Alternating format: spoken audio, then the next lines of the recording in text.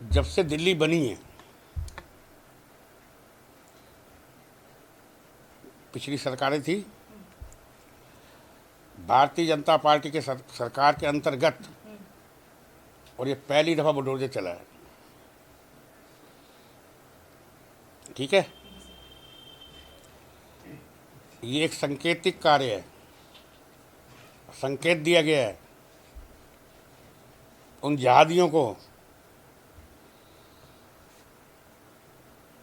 बाकी सरकार से मेरी भी मांग है, हिंदू समाज की मांग है, सनातनियों की मांग है, जो जो लोग इसमें शामिल थे उनको चिन्हित किया जाए। बुलडोजर रुकना नहीं चाहिए, उनके मकान ध्वस्त किए जाएं, वहाँ की जो अलाटमेंट डीडीए द्वारा की गई है उसको निरस्त किया जाए।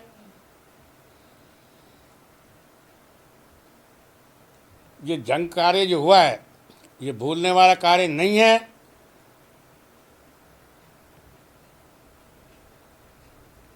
मुझे ज़्यादा केजरीवाल की जब सरकार थी दिल्ली के अंदर, रघुवीर नगर के अंदर एक हिंदू युवक की बकरे के काटने वाले चाकू से गला रेत दिया गया था, कुछ एक्शन नहीं हुआ था।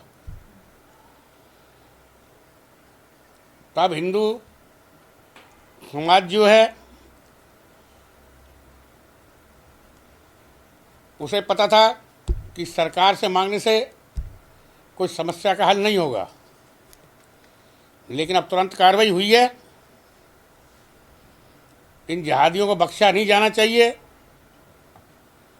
और मैं सब हिंदुओं से प्रार्थना करता हूँ, हाथ जोड़ के प्रार्थना करता हूँ, ऐसे ही रोषित रहिए, इस मुद्दे को छोड़िए मत, अपने खून को ठंडा मत होने दीजिए, अपने गुस्से को काबू में रख के अपना विरोध जारी रखिए।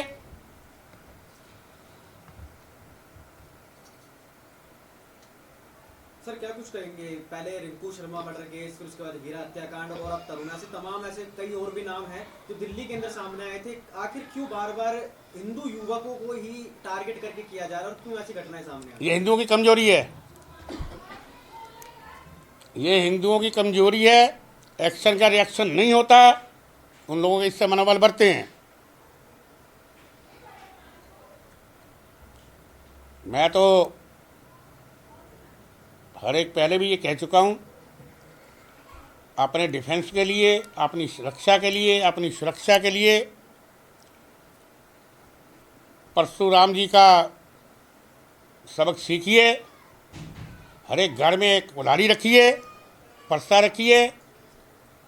अब तरसूल का टाइम नहीं है। सर, ये जो दूसरे समुदाय के लोग हैं, ये लोग कहते हैं हिंदू मुस्लिम भाई भाई, फिर ऐसी क्या हिंसा जाग उठी कि एक हिंदू युवक की हिंदू के त्यौहार वाले के लिए हत्या कर दी?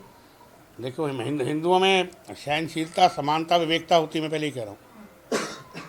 हम लोग भाई बन के रहना चाहते हैं, लेकिन उधर से नहीं।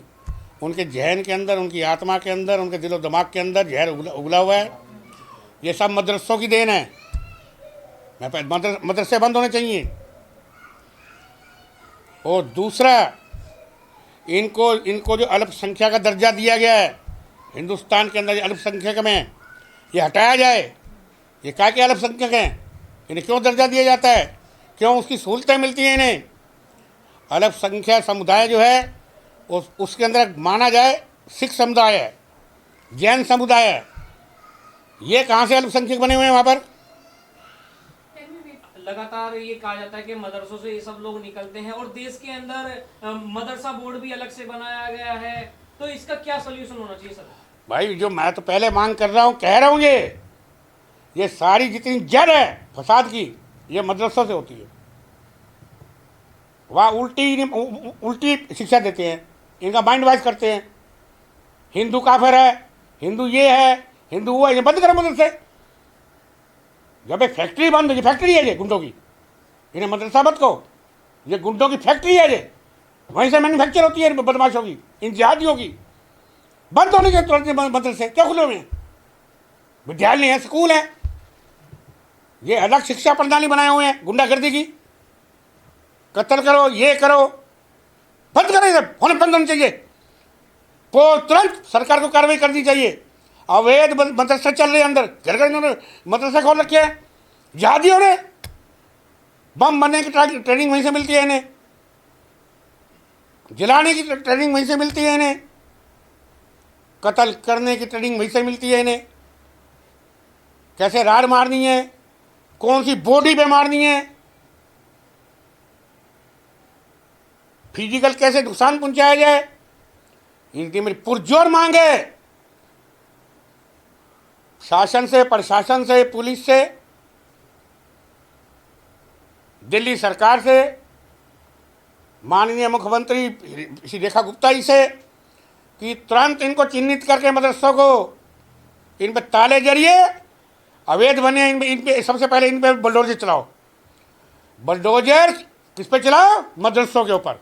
बंद करो मदरसे कि जड़ को खत्म किया जाए। कौन है सर जड़?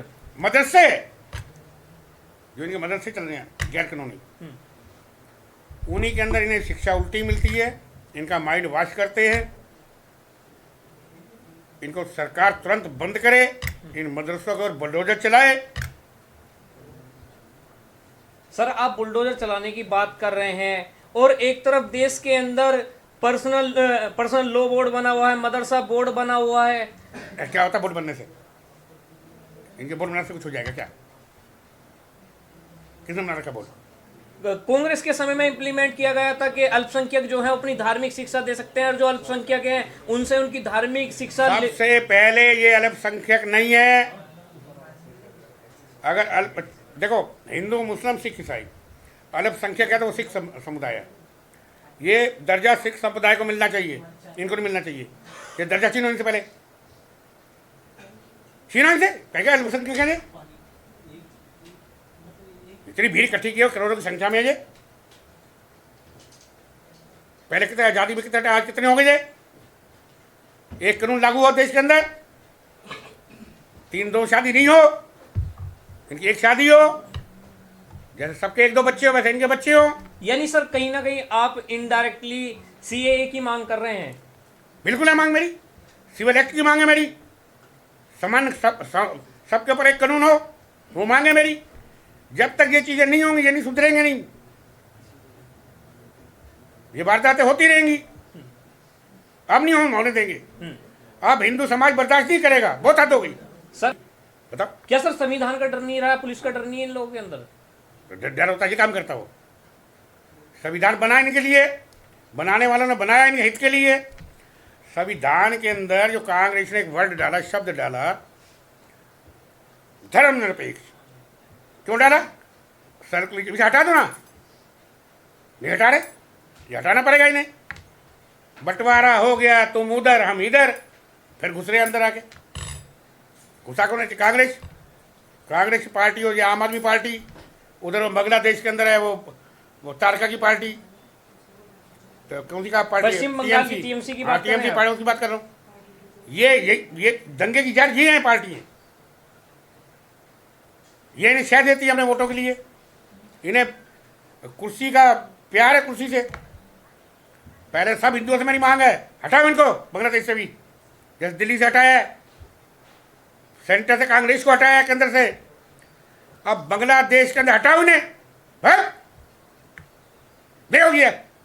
सर तरुण की हत्या को लेकर पूरे समाज के अंदर आक्रोश है, फिर भी ममता बनर्जी हो या फिर असदुद्दीन ओवैसी हो, राहुल गांधी हो, चुप्पी साध रखे हैं। क्या हिंदू की जब हत्या होती है चुप्पी क्यों साध लेते हैं सर?